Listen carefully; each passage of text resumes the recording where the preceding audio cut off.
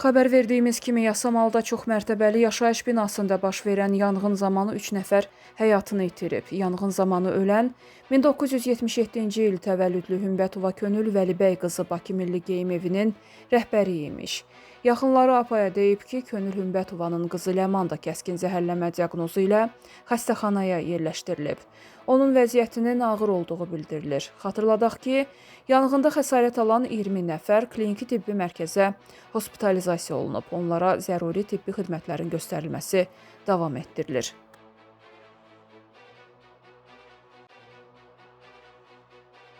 Kürdəmir rayonunda uşaq bağçasında yanğın olub. Hadisə axşam saatlarında rayonun 4 saylı uşaq bağçası Körpələr evinin 2-ci mərtəbəsində qeydə alınıb.